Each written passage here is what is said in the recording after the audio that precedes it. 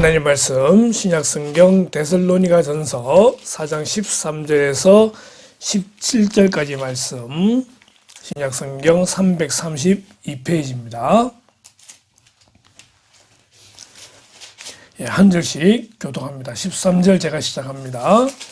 형제들아, 자는 자들에 관하여는 너희가 알지 못함을 우리가 원하지 아니하노니 이는 소망 없는 다른 이와 같이 슬퍼하지 않게 하려 함이라. 우리가 예수께서 죽으셨다가 다시 살아나심을 믿을진대 이와 같이 예수 안에서 자는 자들도 하나님이 그와 함께 데리고 오시리라. 우리가 주의 말씀으로 너희에게 이것을 말하노니 주께서 강림하실 때까지 우리 살아남아 있는 자도 자는 자보다 결코 앞서지 못하리라.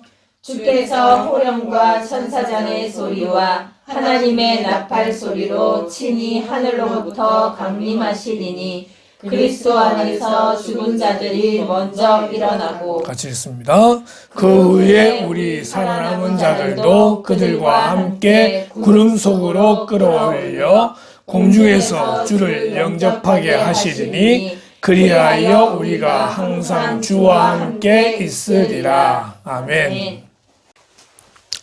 자, 말씀을 보겠습니다. 오늘의 강론 제목은 그리스도인의 죽음과 부활, 이런 제목으로 말씀을 나누겠습니다.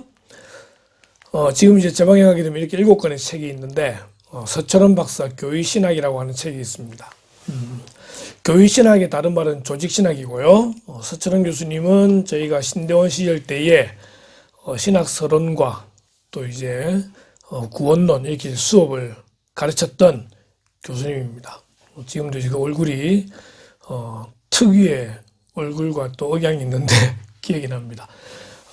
이 책을 지으셨는데 이 책을 지금 띄운 이유는 뭐냐면은 조직신학의 7가지의 내용이 있다라고 하는 겁니다. 책이 7권인 이유는 이제 7가지의 신학이 있다고 하는 것이고, 처음에 이제 신학서론부터 시작해가지고 신학서론은 성경을 주로 다루게 됩니다. 그리고 하나님이 누구신지 하나님을 알게 되면은 그 다음 사람을 알게 되고요. 사람은 죄인이라는 것을 알게 되죠. 그리고 그 사람의 죄를 해결하기 위해서 우리에게 예수님이 오셨다라고 하는 기독론으로 연결되게 됩니다. 그리고 예수님 믿는 사람들은 구원을 받게 되기 때문에 구원론을 다루게 되고요. 이 구원론을 다루게 될 때에 구원은 성령의 사역이기 때문에 이제 성령론을 함께 다루게 됩니다. 그리고 구원받은 사람들의 모임을 교회라고 하기 때문에 그 다음 다루는 내용이 교회론이고요. 교회는 장차 올 새하늘과 새 땅, 천국을 우리에게 설명해 주면서 동시에 이 세상의 마지막 종말에 대한 내용을 다루게 되는 것이 종말론입니다.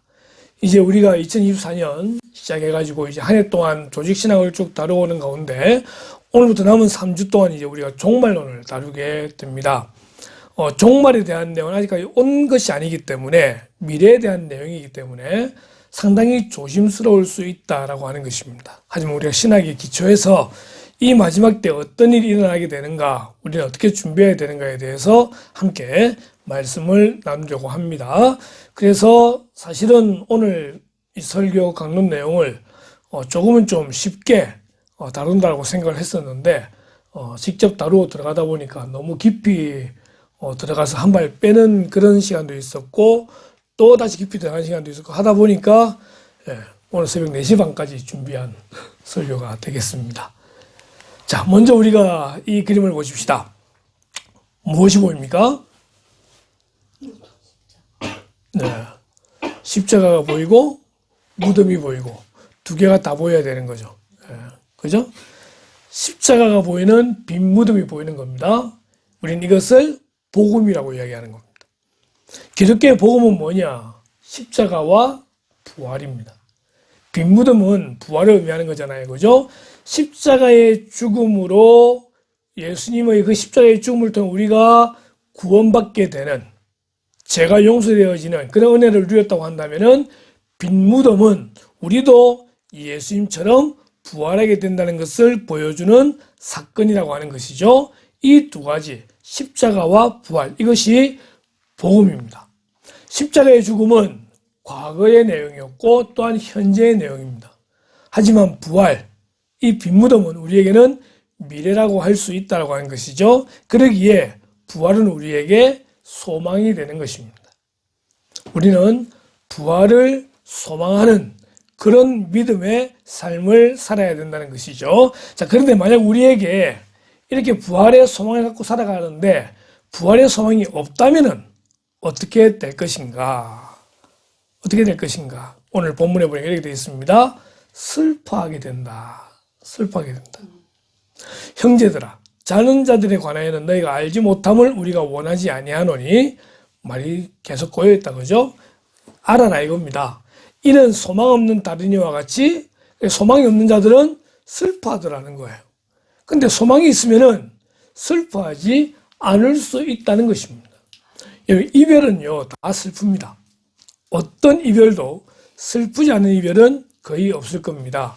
특별히 이 죽음이라고 하는 앞에서는 모두가 다 슬퍼하게 됩니다. 좀 전에 이야기했는데 금요일 날 동네에서 손님을 한 분을 태웠습니다. 태워서 화명동까지 가는데 타면서부터 하는 말이 재미가 없다는 거예요. 재미없고 뭐 이렇게 이제 이야기를 하더라고요. 그래서 이제 왜 재미가 없느냐라는 이야기를 물어보게 되어졌고, 결국은 사람들 관계에서 너무 이제 힘든 시간들을 많이 보내기도 했었고, 특히 남자들 때문에 받았던 상처가 아주 컸던 것 같아요. 이제 그런 가운데 이제 쭉 지나가다 아까 말했던 건빵을 이제 하나 딱 줬는데, 그때부터 펑펑 울기 시작하는 겁니다.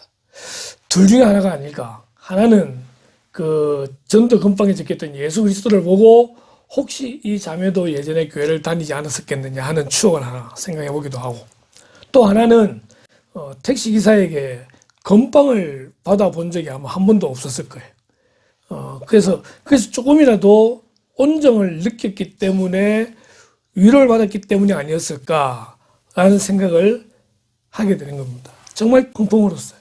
참 많이 힘들었구나. 어떻게 도와줘야 될까? 그런 생각들을 해보게 되었다는 거죠. 어디에도 누구에게도 마음을 붙이거나 따로 소망을 가지지 못한 그런 사람의 모습을 보게 되는 겁니다. 이 세상 사람들은 이 세상 사는 걸로 끝난다라고 생각을 합니다. 불교에서는 윤회가 있기 때문에 돌고 돌긴 하지만 자기의 생은 이 한 생애로 끝난다라고 생각을 하고 살아가는 거죠. 그렇기 때문에 죽음이 무섭습니다. 죽음이 두렵습니다. 죽음으로 헤어지는 것에 대하여 슬퍼합니다. 그래서 그렇게 장례식에서 울면서 곡을 하게 되는 것을 보게 되는 겁니다. 그러나 우리는 어떻습니까? 우리는 소망이 있습니다. 어떤 소망이죠? 천국에서 부활함으로 다시 만나게 되는 소망을 가지고 있기 때문에 우리는 장례식에서 슬퍼하지만, 그러나 다시 그것이 우리는 기쁨으로 회복되게 되더라는 것입니다. 실제 제가 죽음을 경험했던 많은 죽음 가운데에 기억나는 죽음 몇 가지 중에 하나가 고등학교 2학년 때의 죽음이 있습니다. 그때 고등학교 2학년 때 여름 수련회를 갔는데, 그때 이제 학교에 한 친구가 고1 때 저를 그렇게도 많이 괴롭혔던 친구가 있습니다. 뭐를 괴롭혔냐면은, 학교가 이제 기독교 학교였기 때문에, 미션 스쿨이었기 때문에 이 파란색 기도원 성경책을 주는데, 이 성경책을 가지고 와가지고는 니는 교회 다니니까 이거 이제 거짓말자가 이러면서 이제 하나하나 물어보는데, 예수님이 물로 포도주 만드신 거, 그 다음에 뭐 물리를 걸으신 거, 이걸 들고 와서 계속 이거 거짓말이냐고 물어보는 거예요. 그럼 저는 진짜라고 이야기하죠. 그렇게 1년 동안 저를 괴롭혔습니다. 2학년 때 교회를 오게 된 거예요. 교회에 와가지고 얼마나 행복했는지 몰라요. 그 본인이. 그러다가 이제 4주가 지나서 이제 성경책을 선물로 받았죠. 등반 선물로. 그랬는데 이 친구는 부모님이 계시지 않았어요. 큰어머니 밑에 자랐는데 큰어머니가 무당이셨어요. 근데 성경을 딱 가져가니 어떻게 돼요? 다 찢겨져가지고 불태우고, 그다음에 교회를 나오지 못하게 된 그런 상황이 생겼어요. 그때부터 저는 이제 주일마다 설교 말씀 적어가지고 월요일마다 가서 설교해주는, 제가 그때부터 목회가 이미 시작된 거예요. 그렇게 해서 이제 전해줬는데 꼭 수련회는 오고 싶다는 거예요. 그래서 이제 계획을 짜기를, 울산에 친척집이 있는데 그 친척 집에 갔다가 수련회 중에만 잠시 왔다가 다시 돌아가는 걸로 그렇게 계획을 세웠습니다. 수련회 첫째 날이 되었습니다. 당연히 와야 되는데 그 친구가 보이지 않는 겁니다. 왜 안 왔을까? 못 오게 된 이유가 있겠지라고 했어요. 둘째 날 학교에 비상소집이 걸렸습니다. 당시 저는 이제 총무였기 때문에 비상소집 하지 아니하고 수련회 이제 진행을 했었고, 그때 제가 전도에서 왔던 친구들이 몇 명 수련회 왔었는데 이 친구들은 학교 비상소집에 갔다가 오게 되었습니다. 왔는데 표정이 다들 좋지 않습니다. 나중에 보니까 그 아까 얘기했던 친구 이름이 영석이라는 친구였는데, 서영석이라고, 이 친구가 죽었다는 거예요. 울산에서 동생과 함께 멱을 감고 있다가 동생이 떠내려가는 것 때문에 그 동생을 구하러 들어갔다가 죽었다는 거예요.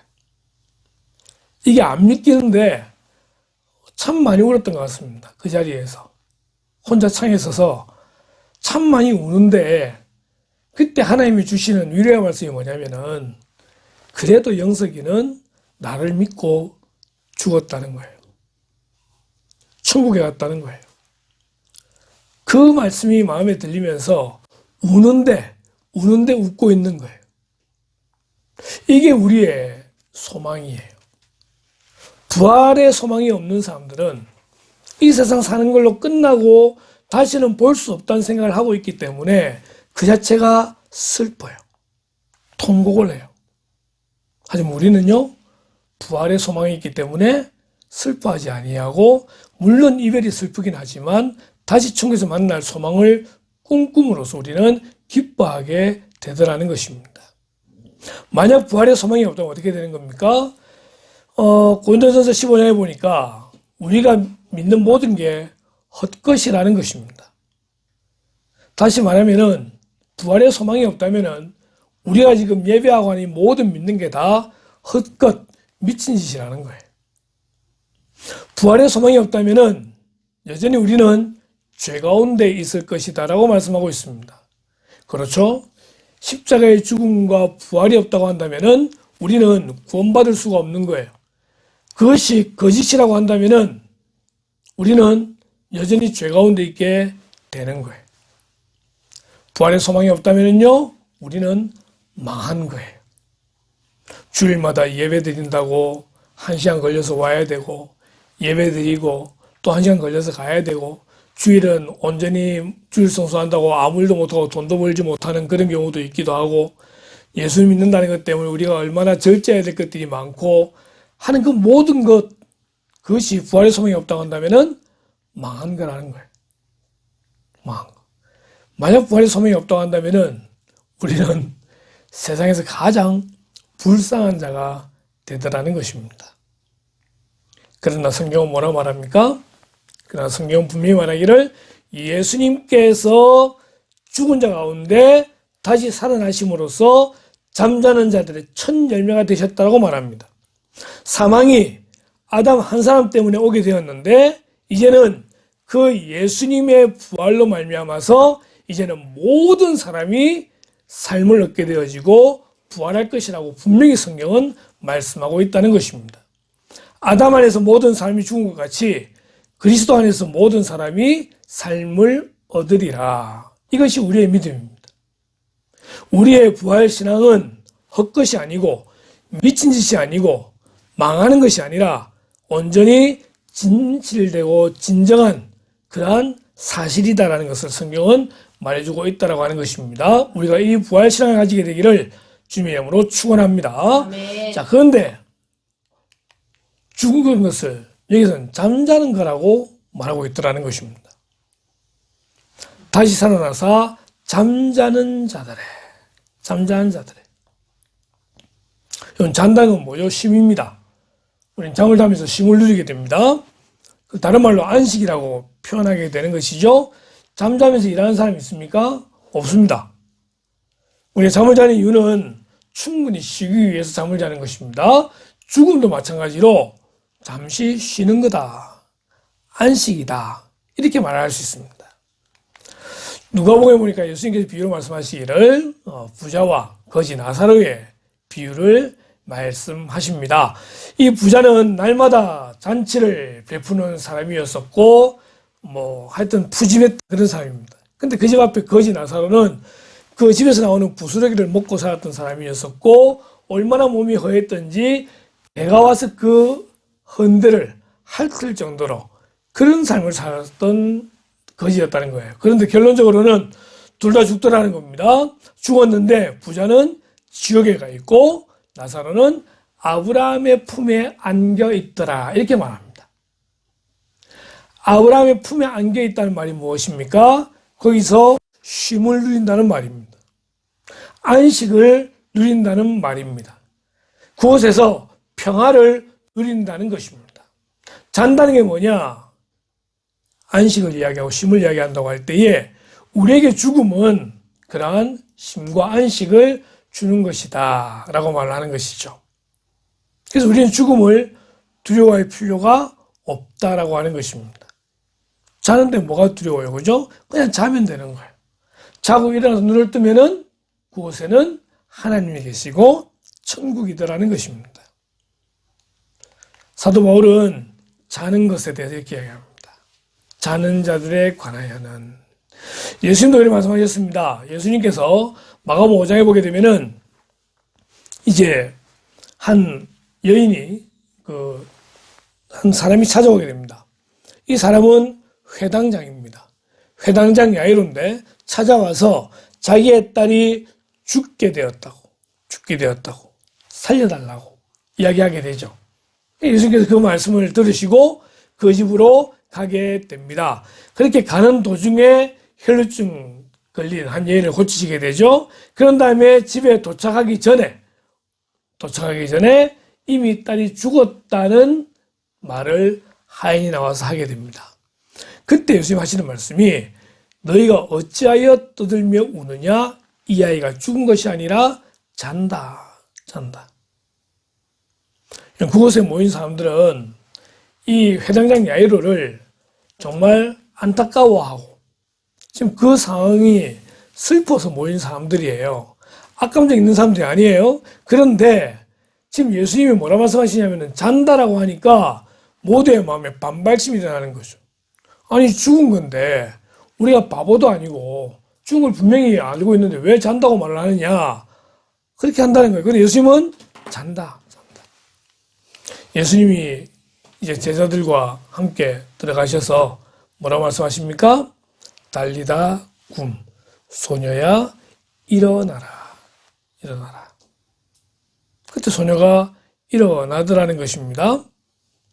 분명히 죽었어요. 맞아요. 내과 의사가 와가지고 사망 진단 내렸어요. 그러나 예수님께서는 그 죽음조차도 자는 걸로 말씀하시더라는 것입니다. 요한복음 11장에 보면은 죽은 나사로가 살아나는 이야기가 나옵니다. 이 모습 그대로인지 모르겠지만 많은 사람들이 이렇게 이제 세마포로 메어놓은 걸로 그렇게 설명을 하고 있습니다. 예수님께서 죽은 지 4일 지나서 가셨어요. 그리고 돌무덤을 치우라 말씀하셨고 나사로야 나오라고 말씀하셨습니다. 그래서 나사로가 걸어 나오게 되는 거죠.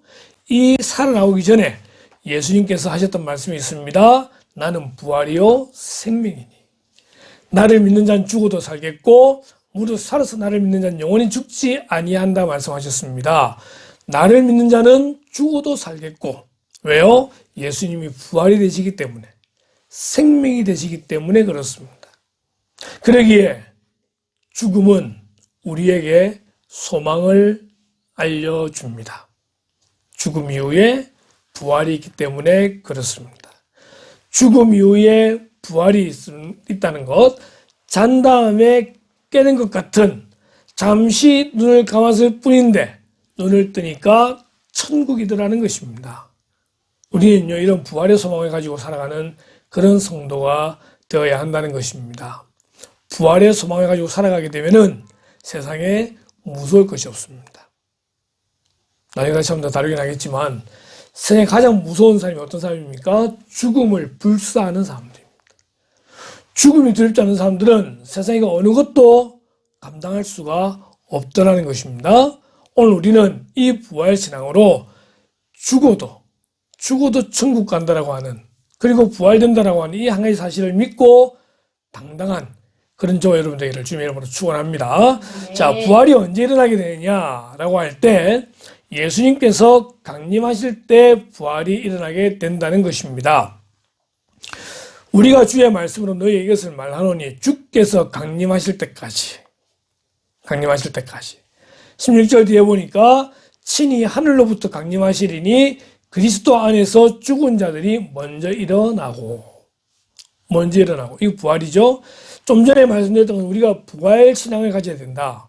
부활 신앙을 가져야 된다는 게 첫 번째라고 한다면 두 번째는 재림 신앙입니다. 예수님은 분명히 재림하시게 됩니다. 사도 바울은 그런 믿음을 가지고 있었고 그런 믿음으로 그의 사역을 감당했다라고 하는 것입니다. 어쩌면 사도 바울은 자신이 살아있는 동안에 예수님이 재림하지 않을까라고 생각했는지도 모르겠습니다. 그래서 그는 당장 오늘이라도 주님의 재림하심을 기대하면서 하루하루 최선을 다해 살았던 그런 삶이었다라고 우리는 말하게 되는 것이죠. 목회자가 준비해야 될 세 가지, 제가 말씀드린 적이 있죠. 첫 번째는 설교. 언제 어디 가든지 설교할 수 있도록 준비해야 되고, 두 번째는 보따리. 교회에서 나가라고 하면은 나갈 보따리 준비되어 있어야 되고, 세 번째 죽음입니다. 오늘 주님이 오신다 하더라도 부끄럽지 않는 죽음이 되기 위하여서 또는 주님의 재림을 기다리는 그런 삶을 살아야 된다. 그렇게 이야기를 합니다. 이 죽음은 목회자뿐만 아니라 모든 성도가 준비해야 되는 것입니다. 그런데 방금 말씀드렸듯이 죽음으로 표현되기도 하지만은 주님의 재림으로도 연결할 수가 있다는 것이에요. 주님의 재림은 오늘일 수도 있고 내일일 수도 있고 우리는 언제인지 알 수 없지만 주님의 재림을 기다리며 살아가는 성도가 되어야 된다는 것입니다. 예수님이 말씀하십니다. 내가 너희를 위하여 거처를 예비하러 가노니 가서 너희를 위하여 거처를 예비하면 내가 다시 와서 거처를 예비하러. 요한복음 14장은요 예수님의 마지막 호별 설교라고 볼 수 있습니다. 12장에서 제자들의 발을 씻기시고 난 다음에 13장, 14장 호별 설교하시고 15장 그 다음에 17장 겟세마네 기도를 하신 다음에 18장에 잡히시게 되고 죽음을 맞이하게 되시는 거예요. 그러니까 마지막에 예수님이 고난 당하실 걸 말씀하시면서 내가 너희를 위하여 거처를 예비하러 간다라고 말씀하셨어요. 죽음과 부활과 승천을 이야기합니다. 그리고 다시 오시겠다는 거예요. 다시 오신다 분명히 예수님 말씀하셨습니다. 사도행전 1장에 보니까 예수님 승천하실 때에 천사들이 이야기합니다. 예수는 하늘로 가심을 본 그대로 오시리라. 성경은 예수님의 재림을 분명히 말씀하고 있습니다. 우리가 언제 부활하느냐? 예수님이 다시 이 땅에 재림하실 때 12월입니다. 성탄절이 있습니다. 예수님의 첫 번째 오신 초림을 기념하는 성탄절입니다. 언제 오실지는 우리가 아무도 알 수 없으나 분명한 성경은 예수님이 다시 이 땅에 재림하실 것이라고 말씀하고 있습니다. 사도행 1장에 보니까 이르시되 때와 시기는 아버지께서 자기의 권한에 두셨다고 말하고 있습니다. 때와 시기 하나님께 있어요. 그렇기 때문에 그분이 언제 재림하실지 우리는 알 수가 없습니다. 1992년 10월 28일 다미 선교회 다가올 미래를 준비하라. 이 다미 선교회에서 예수님 재림하신다라고 공포해가지고 그때 그 말을 따르는 정말 많은 사람들이 학교를 그만두고 직장을 그만두고 그랬던 걸 우리는 볼 수 있습니다. 여러분 우리는 그것을 이단이라고 합니다. 예수님이 언제 오실지 아무도 몰라요. 하나님을 빼고는 아무도 알 수 없어요. 징조가 있긴 하겠지만 그것은 하나님께 정해져 있는 시간이에요. 어느 누구에도 그것은 계시해 주지 않아요. 그래서 언제가 종말이다, 언제 예수님 오신다, 또 내가 재림한 예수다 말하는 모두는 이단들입니다. 결코 우리는 그것을 따라서는 안 되는 것입니다. 우리는 어떤 마음을 품어야 됩니까? 마라나타, 주 예수여 오시옵소서. 이 그림이 너무 이쁘지 않아요? 예수님께 꼭 안기는, 예수님 어서 오십시오 하고 안기는 그런 모습을 그림으로 보여주고 있더라고요. 마라나타, 마라나타, 주 예수여 오시옵소서. 우리는 빨리 주님의 재림이 왔으면 좋겠습니다. 이 악한 세상을 볼 때마다 주님 오실 때가 다 됐는데 왜 아직 오시지 않습니까? 우리는 그렇게 때로 하소연을 하기도 합니다. 언제 주님 오실지 모르겠지만 분명한 것은 주님이 이 땅에 다시 오실 것이라는 거. 그때 우리가 분명히 부활할 것이라는 거. 그리고 그 부활은 인격적인 부활이에요. 인격적인 부활이에요. 우리가 볼 때에 누군지 알게 되는 그런 직관적인 부활이라는 것입니다. 우리가 아브라함을 본 적이 없잖아요. 다윗을 본 적이 없잖아요. 그런데 우리가 부활하게 되면은 아브라함이 누구인지를 알게 된다는 거예요. 부활하면은 다윗이 누구인지를 알게 된다는 거예요. 굳이 서로 소개하지 않아도, 이름표를 달지 않아도 우리는 지금의 인격체를 가진 그대로 우리는 부활하게 될 것이라고 성경은 말해주고 있습니다. 신학적으로는 우선적으로 먼저 부활이 있습니다. 주께서 호령과 천사장의 소리와 하나님의 나팔 소리로, 이제 이게 그 찬송이 하나님의 나팔 소리 천지 진동할 때에 예수 영광 중에 구름 타시고. 그래도 제가 신대원 1800명 모인 그 자리에 찬양 인도를 했던 사람입니다. 찬양할 때 이 찬송을 불렀어요.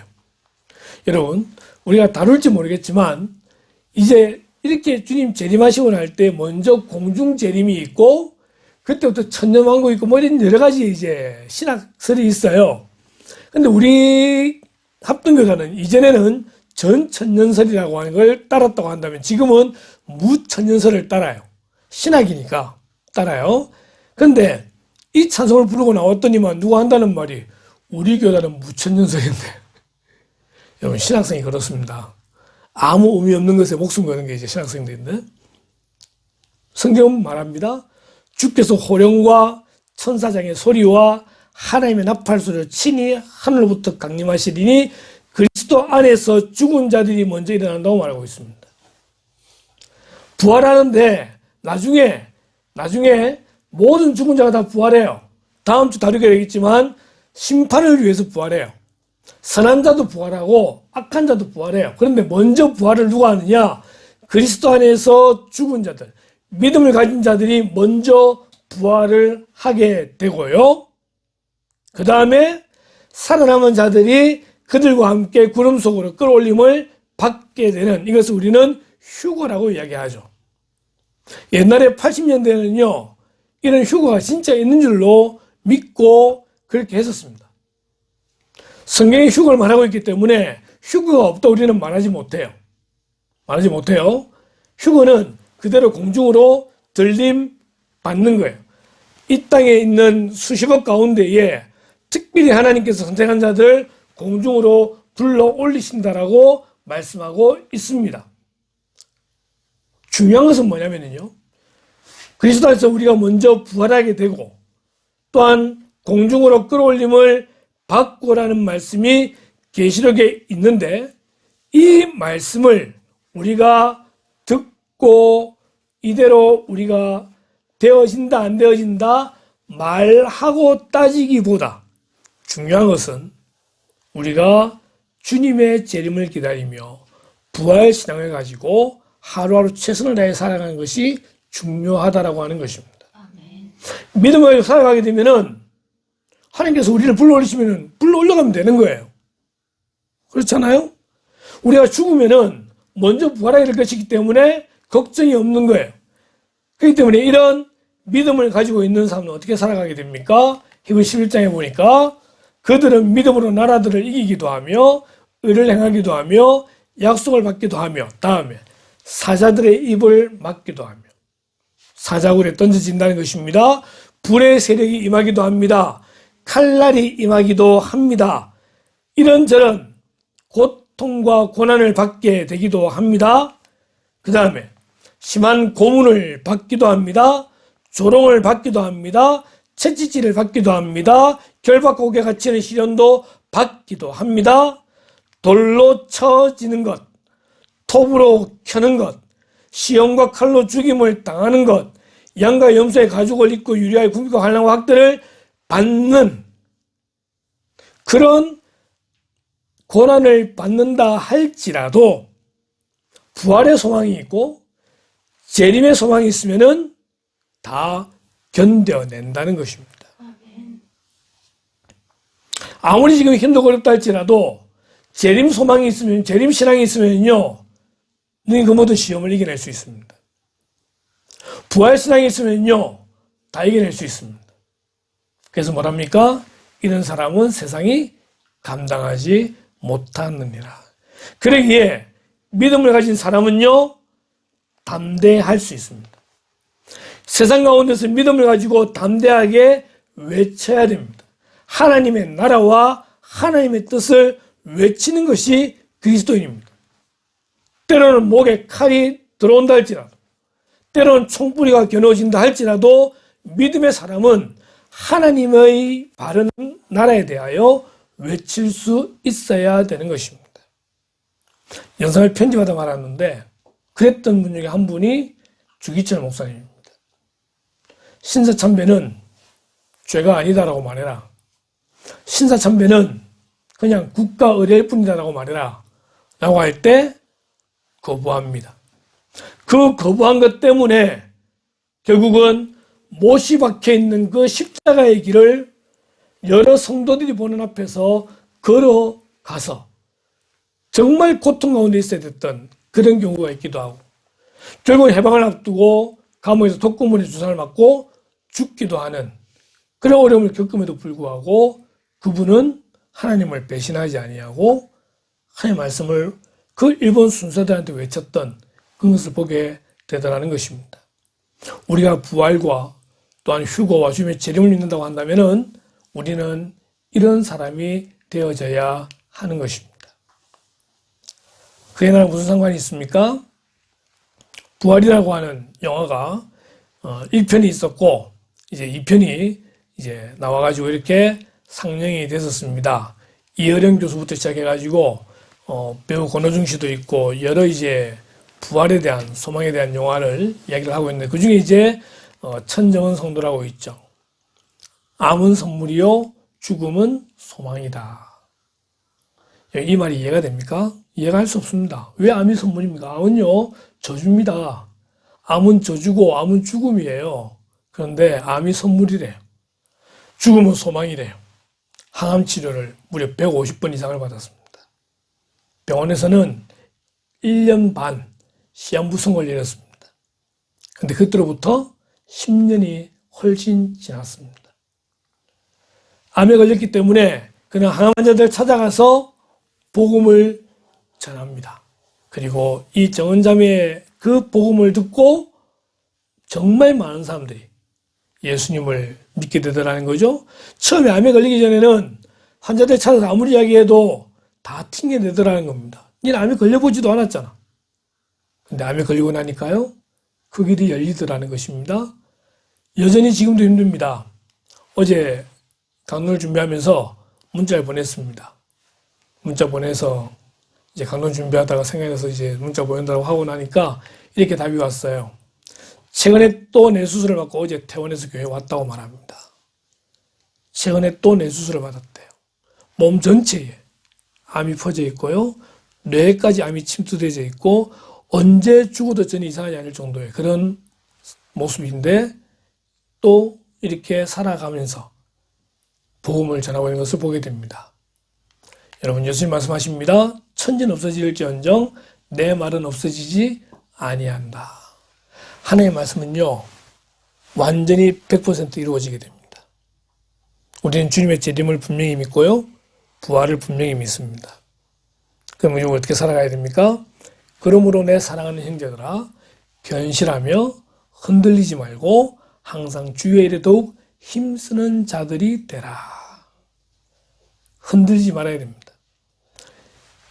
내가 재림 예수다, 주님 언제 재림하신다, 이런 말 절대 따르지 말고요.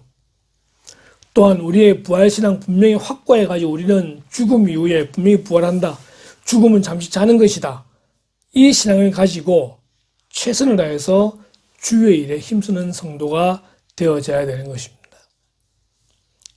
우리는 이 시대에 살아가는 그리스도인들로서 이 부활장 다시 한번 회복할 수 있게 되길 바라고요. 우리가 만나는 사람들에게마다 이 부활의 소망에 관한 이유를 말할 수 있도록 항상 준비된 그런 저와 여러분 되기를 주님의 이름으로 축원합니다. 기도하겠습니다. 하나님 말씀을 통하여서 주님의 재림이 분명히 있으며 또한 그때 우리가 부활하게 되는 것을 분명히 믿습니다. 우리가 살아있는 동안 주님이 재림하시게 되면은 또한 우리도 홀연히 변화된 모습으로 공중에 들어올림을 받아 주님을 만나게 된다는 것을 또한 분명히 믿습니다. 부활함으로 말미암아 이젠 영원히 주님과 함께 천국에서 왕노릇하며 주님과 함께 있다는 것을 저희들이 분명히 믿으며 지금 이 세상에서의 삶에 대하여 연연해하지 않고 또한 죽음을 두려워하지 아니하고 사도 바울처럼 죽기를 원했으나 아직 할 일이 있어서 남아있다라고 할 때 그 일에 최선을 다했던 것처럼 우리도 언제 주님께 부름받을지 모르겠지만 그때까지 최선을 다한 자들 될 수 있도록 인도하여 주시기를 원합니다.